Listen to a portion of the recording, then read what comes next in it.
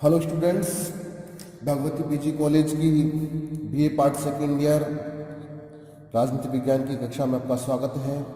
हम भारतीय संविधान का अध्ययन कर रहे हैं। पिछले वीडियो में हमने भारतीय संविधान की जो संविधान निर्माण की सभा थी उसके बारे में जाना था। एक बार हम देखते हैं कि भारतीय संविधान का जो सबसे पहले जो विधेयक तिलक के माध्यम से 1895 में प्रारंभ हुआ था। इसके बाद 1922 में महात्मा गांधी जी ने अपने विचार प्रकट करते हुए कहा था कि भारतीय जो संविधान है भारतीय की इच्छा अनुसार बनेगा। 24 में भी मोतीलाल नेहरू ने भी इसी प्रकार के विचार प्रस्तुत किए और दिसंबर 1936 कांग्रेस के लखनऊ अधिवेशन में भारतीय संविधान के सभा के महत्व को प्रस्तुत किया गया था। 1942 में भी ट्रिप्स मिशन के माध्यम से संविधान की प्रस्तावना दी गई थी। संविधान निर्माण सभा की भूमिका बनाने की चेष्टा की गई थी, लेकिन वो असफल हुई थी। उसके बाद कैबिनेट मिशन योजना के अंतर्गत सन 1946 ईस्वी में ये योजना बनी और संविधान निर्माण सभा का गठन किया गया, जिसके तहत चुनाव हुए और 389 सदस्यों को इसमें प्रावधान किया गया, जिनमें से 292 सदस्य स्थानीय प्रतिनिधि या ब्रिटिश प्रांतों के प्रतिनिधि होने चाहिए। 4 चीफ कमिश्नर और 93 देशी रियासतों के सदस्य होने चाहिए थे और 10 लाख की जनसंख्या पर एक प्रतिनिधि नियुक्त करने की बात तय की गई थी। और इस प्रकार 296 सदस्यों का चुनाव हुआ था।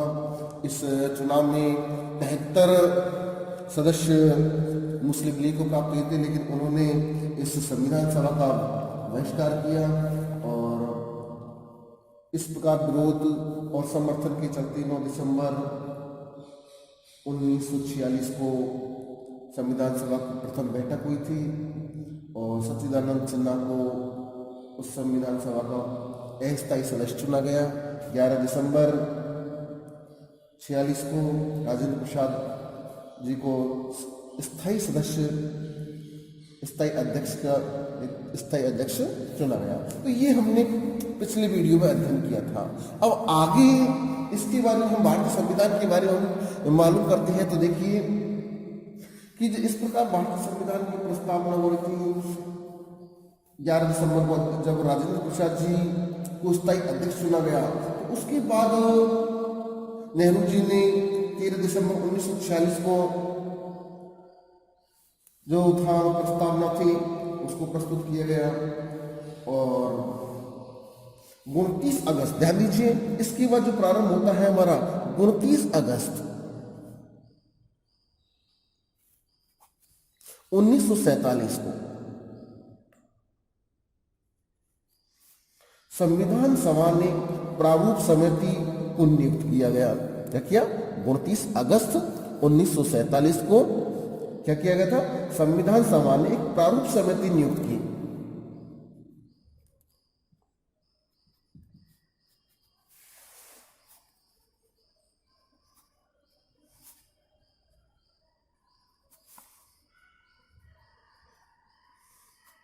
प्रारूप समिति की नियुक्ति की गई थी और जिसके अध्यक्ष के रूप में डॉक्टर अंबेडकर को चुना गया।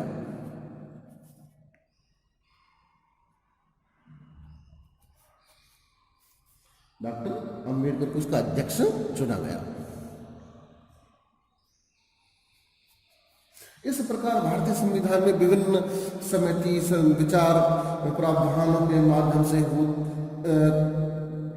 प्रारूप की तैयारी के माध्यम से विचार विमर्श के बाद भारतीय संविधान को निर्मित होने में, भारत के संविधान का जो निर्माण होने में पूरा काल समय लगा था 2 वर्ष 11 माह और 18 दिन। ध्यान दीजिए, जो भारतीय संविधान है विश्व का सबसे बड़ा संविधान है, विश्व का सबसे बड़ा संविधान है और इस संविधान को निर्माण करने में 2 वर्ष 11 माह और 18 दिन लगे थे। इस संविधान को जो बनाया था उनमें सभी सदस्यों ने अपना महत्वपूर्ण योगदान दिया। और जब संविधान का अस्तित्व में आया तो उस समय इसमें 395 अनुच्छेद थे। कितने अनुच्छेद थे? 395 अनुच्छेद थे, 8 अनुसूचियां थी।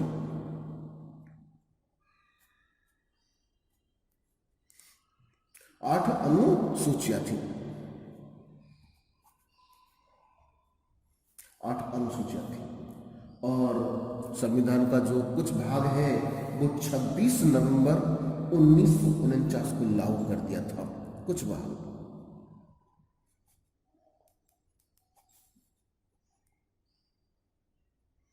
26 नवंबर 1949,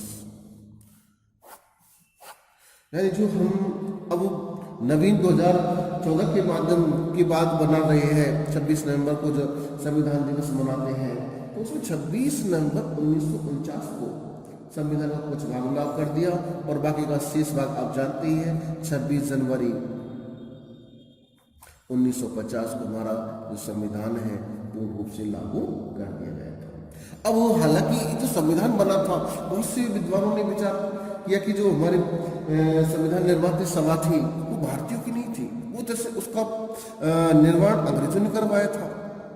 जो संविधान निर्माता सभा थी वो उसका गठन अंग्रेजों के माध्यम से हुआ था, तो ये संविधान भारतीय संविधान नहीं हो सकता।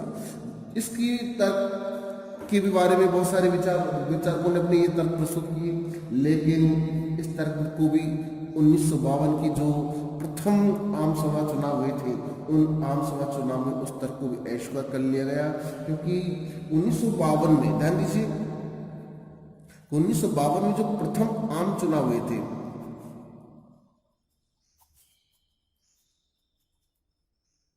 उसमें संविधान सभा के जितने भी सदस्य उस समय संविधान सभा में शामिल थे, उन संविधान सभा के सभी सदस्यों में से बहुमत ने, जिसको हम कह सकते हैं कि मेजोरिटी ने उसमें चुनाव लड़ा, अधिकांश सदस्यों ने चुनाव लड़ा और लगभग सभी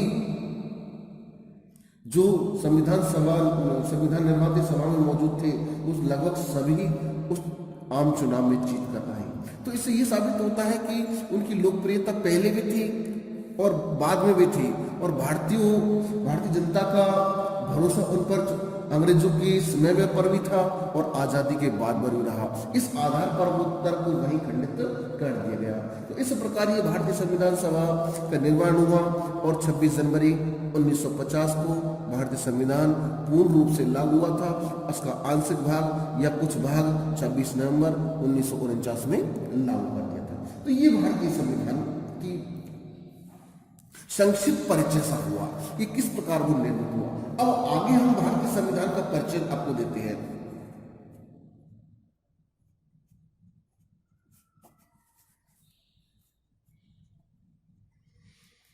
भारतीय संविधान का परिचय कि भारतीय संविधान में क्या है, किस प्रकार की विचारधारा को इसमें सम्मिलित किया गया है और इसके अंदर क्या क्या सम्मिलित हो रहा है। तो देखेंगे हम कि भारतीय संविधान विश्व का सबसे बड़ा संविधान है। ध्यान दीजिए, भारतीय जो संविधान है विश्व का सबसे बड़ा संविधान है। इस संविधान में न केवल भारत का बल्कि विश्व के अनेक देशों की जो विशिष्टताएं हैं, अच्छाइयां हैं, वो सभी इसमें शामिल की गई है। तो देखेंगे हम भारतीय संविधान की जो परिचय है उसमें सबसे पहला भाग जो आता है उस भाग में आता है प्रस्तावना। भारतीय संविधान का जो प्रारंभिक सबसे पहला भाग है वो है संविधान की प्रस्तावना। अब भारतीय संविधान की प्रस्तावना दो प्रकार से पेश होती है, दो रूपों में पेश होती है। जो सबसे पहली जो प्रस्तावना थी वो मूल संविधान में, उसमें क्या था कि हम भारत के लोग भारत को एक संपूर्ण प्रभुत्व संपन्न लोकतंत्रात्मक गणराज्य बनाने के लिए तथा उसके समस्त नागरिकों को सामाजिक, आर्थिक और राजनीतिक न्याय, विचार, अभिव्यक्ति, विश्वास, धर्म और उपासना की स्वतंत्रता, प्रतिष्ठा और को प्राप्त करने के लिए तथा उन सब में व्यक्ति की गरिमा और राष्ट्र की एकता सुनिश्चित करने वाली बंधुता बढ़ाने के लिए दृढ़ संकल्प होकर, ध्यान दीजिए, दृढ़ संकल्प होकर अपनी इस संविधान सभा में आज तारीख 26 नवंबर 1949 ईस्वी, इसमें हिंदी संवत के हिसाब से मिति माघ शीर्ष शुक्ल सप्तमी संवत 2006 विक्रमी को एतद द्वारा इस संविधान को अंगीकृत, अधिनियमित और आत्मार्पित करते हैं। ये संविधान की मूल प्रस्तावना थी जो संविधान सभा के द्वारा निर्मित की गई थी। लेकिन जब 1942 में, ध्यान दीजिए, 42 का संविधान जब 1976 में हुआ था, 1976 में जो भारतीय संविधान का, क्योंकि संविधान जैसे निर्मित हुआ तो समय परिस्थिति के आधार पर परिवर्तन होना चाहिए, और भारतीय संविधान की विशेषता ये भी है कि लचीलापन है। तो उस लचीलेपन के अनुसार जब भारतीय संविधान में परिवर्तन होता है, संशोधन किया जाता है, तो उस संविधान संशोधन में 42वां संविधान जो 1976 में हुआ था, तो उस संविधान में एक शब्द समाजवादी धर्मनिरपेक्ष शब्द और जोड़ा गया। उसमें समाजवादी और धर्मनिरपेक्ष शब्द जोड़ा गया। तो अब इसके आधार पर क्या है कि हम भारत के लोग, भारत के संपूर्ण संपन्न समाजवादी धर्मनिरपेक्ष, ये 2 शब्द एक्स्ट्रा जोड़े गए थे। लोकतांत्रिक गणराज्य बनाने के लिए तथा उसमें समस्त नागरिकों को सामाजिक, आर्थिक और राजनीतिक न्याय, विचार, अभिव्यक्ति, विश्वास, धर्म और उपासना की स्वतंत्रता, प्रतिष्ठा और अवसर की समानता प्राप्त करने के लिए तथा उन सब में व्यक्ति की गरिमा और राष्ट्र की एकता तथा अखंडता सुनिश्चित करने वाली बंधुता बढ़ाने के लिए दृढ़ संकल्प होकर अपनी इस संविधान सभा में आज दिन तारीख 26 नवंबर 1949, तो ये इसमें 2 शब्द 1976 में जोड़े गए थे। तो इस प्रकार भारतीय संविधान सभा थी उसमें ये किया गया। दूसरा है हमारा, दूसरे संविधान की जो परिचय के दूसरा भाग में आता है मौलिक अधिकार। दूसरा भाग क्या आता है? मौलिक अधिकार। कि मौलिक अधिकार एक तरह से भारतीय संविधान की आत्मा है। जो संविधान का निर्माण किया गया, जब संविधान का निर्माण किया जा रहा था तो उस समय मौलिक अधिकारों को बड़ा महत्व दिया गया। जितने भी पाश्चात्य देश हैं, जितने भी पाश्चात्य देश हैं, उनमें मौलिक अधिकारों को महत्व दिया गया। उस आधार पर एक शासक क्यों दिया गया महत्व? क्योंकि जो शासक वर्ग होता है वो किसी न किसी प्रकार से आम जनता पर शोषण करना चालू कर देता है। तो इन मौलिक अधिकारों के माध्यम से ये एक ऐसी संविधान में एक आधारशिला स्थापित की गई कि जिससे शासक वर्ग जनता पर, आम लोगों पर किसी भी प्रकार से अत्याचार नहीं कर सके। और ये कैसे थे? बाद युग अधिकार है कि इन पर अगर किसी प्रकार से ये 7 अधिकार दिए गए थे। मौलिक कितने अधिकार दिए गए थे? 7 मौलिक अधिकार दिए थे। लेकिन इनको अब वर्तमान में 6 मौलिक अधिकार से संपत्ति का जो अधिकार है, तो ये हमारे मौलिक अधिकार है, ये बाद हो गए। इनका जो स्वतंत्रता का अधिकार, समानता, शोषण के विरुद्ध, ये अब इनको हम बाद में पर अगली वीडियो में अध्ययन करेंगे, क्योंकि फिलहाल हमें केवल संविधान का परिचय ही, संविधान को समझना है, क्योंकि ये बहुत बड़ा टॉपिक है। आगे आता है, आज वर्तमान में 6 मौलिक अधिकार है। संपत्ति का जो अधिकार था उसको हटा दिया गया है। ठीक है, अगला अपन का तीसरे नंबर का जो भाग आता है वो आते हैं तीसरे भाग में नीति निर्देशक तत्व।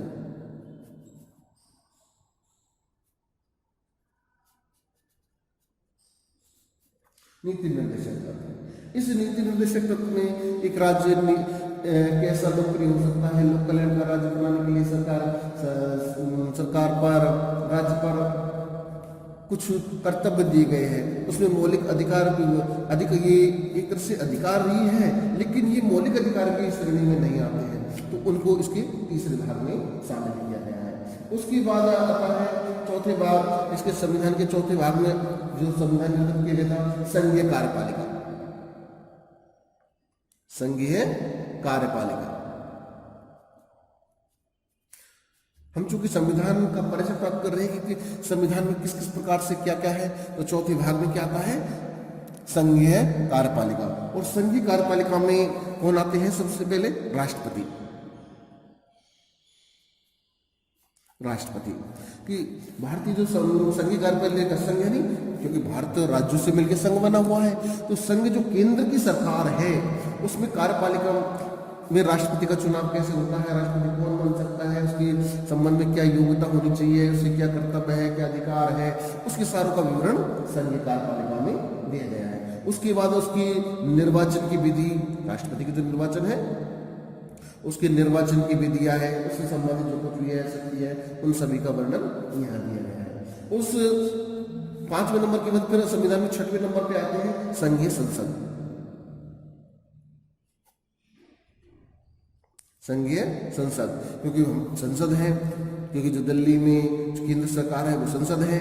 संसद के 2 भाग होते हैं, लोकसभा और राज्यसभा, और तीसरा जो भाग है वो राष्ट्रपति के रूप में है, जिसको पहले वर्णित कर किया गया है संविधान में। उसके बाद संसद का वर्णन किया गया है कि किस अनुच्छेद के तहत संसद का निर्माण होगा, संसद में कौन कौन से संसद में कौन कौन से कार्य होंगे, संसद की कार्यप्रणाली क्या होगी, संसद का निर्माण प्रक्रिया क्या होगी, इन सभी का उल्लेख ये इसके 6वें भाग में किया है। उसके बाद 7वां भाग आता है संघीय न्यायपालिका। संघीय न्यायपालिका क्योंकि जब कार्यपालिका है व्यवस्थापिका के रूप में संसद कार्य कर रही है तो न्यायपालिका भी होनी चाहिए। तो न्यायपालिका का गठन किस प्रकार से किया गया है, उसमें कौन कौन मुख्य न्यायाधीश होता है, कौन अन्य सहायक न्यायाधीश होते हैं, उनका चयन किस प्रकार से किया जाता है, ये सारी प्रक्रिया संघीय न्यायपालिका के जो 7वें भाग है संविधान के उसमें उसको वर्णित किया गया है। उसके बाद है उपराष्ट्रपति। उपराष्ट्रपति का उल्लेख अगले भाग में किया गया है। वयस्क मताधिकार है ये, और फिर अन्य जो राज्यों की राज्य कार्यपालिकाएं हैं, इस प्रकार धीरे धीरे संविधान में सारी चीजों का वर्णन किया गया है। तो ये भारतीय संविधान को प्रस्तुत इस प्रकार से इसको का ढांचा तैयार किया गया है। अब हम आगे जो पढ़ रहे हैं वो है भारतीय संविधान की विशेषता। ध्यान देना,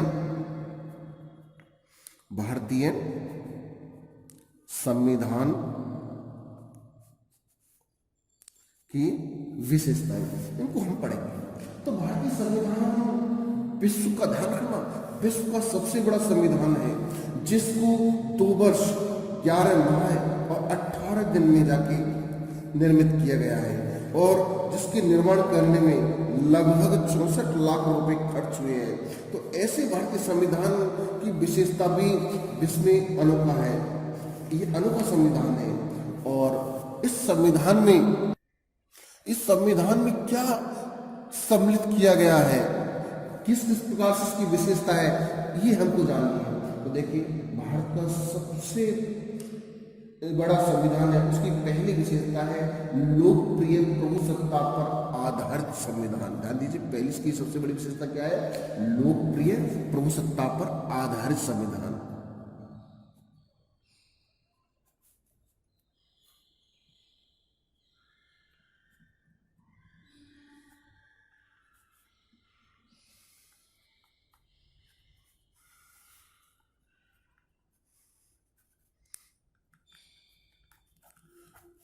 लोकप्रिय प्रभुसत्ता पर आधारित संविधान क्यों है? क्योंकि 296 सदस्य तो वो थे, उनके सहयोगी थे, उनके आसपास मिलने जो 10 लाख की जनसंख्या पर एक प्रतिनिधि संविधान सभा में नियुक्त किया गया था। तो ये जो लोकप्रिय जो थे, जो जीत कर आए थे, उस समय जीते, उसके बाद वो चुनाव संविधान निर्मित होने के बाद भी जीत गए।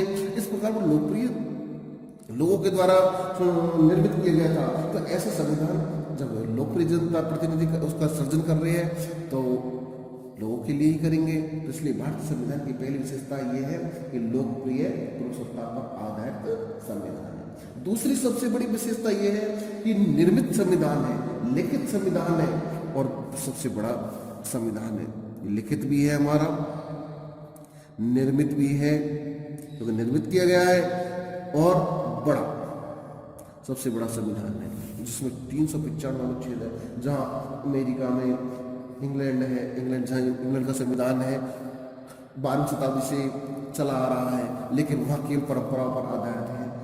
कनाडा जैसे अमेरिका के संविधान में 7-8 अनुच्छेद है। कनाडा में जैसे विशाल देश है, भारत कई गुना विश्व का दूसरा बड़ा देश है जिसमें मात्र 147 अनुच्छेद है। ऑस्ट्रेलिया भारत से बड़ा देश है जिसके में 128 अनुच्छेद है। अफ्रीका भी ऐसे देशों में मात्र 100-150 से ज़्यादा जिसके किसी के अनुच्छेद नहीं है। जहाँ भारत में 395 अनुच्छेद हो गए या 8 अनुच्छेद और लगातार से परिवर्तन हो रहा है। तो ऐसा संविधान छोटा मोटा संविधान नहीं है, विश्व का सबसे बड़ा संविधान है और लिखा हुआ है हर बात पर, हर तथ्य पर, कितनी धारा में क्या लिखा गया है, किस अनुच्छेद में क्या लिखा गया है, सारा सब चीज क्लियर बतलाया गया है। तो ये भारत संविधान लिखित संविधान है। उसके बाद भारतीय संविधान संपूर्ण प्रभुत्व संपन्न लोकतांत्रिक गणराज्य है का संविधान है। इसमें उपयोग भारत संविधान है। संपूर्ण रूप से किसी पर कोई भारत के संविधान पर किसी कोई दबाव नहीं है। ये अपने आप में पूर्ण स्वतंत्र संविधान है।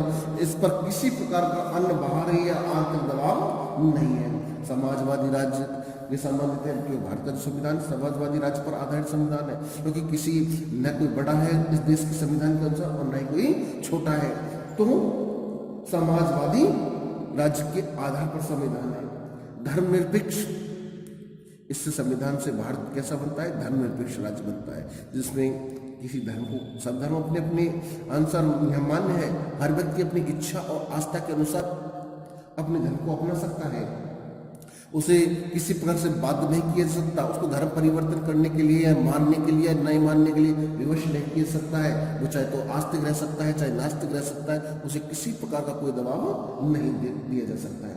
तो धर्मनिरपेक्षता पर आधारित है और कठोर और लचीला संविधान है। भारतीय संविधान कुछ मामले में इतना कठोर है कि केंद्र की संघीय कार्यपालिका और राज्य कार्यपालिका का पूर्ण बहुमत होना चाहिए, तब जाके इसमें परिवर्तन होगा। और कुछ में ऐसा है कि संसद या केंद्रीय संघीय कार्यपालिका अपने आंशिक बहुमत से ही या स्पष्ट बहुमत से उसमें परिवर्तन ला सकती है। तो कठोर भी संविधान है और एक तरह से लचीला संविधान है।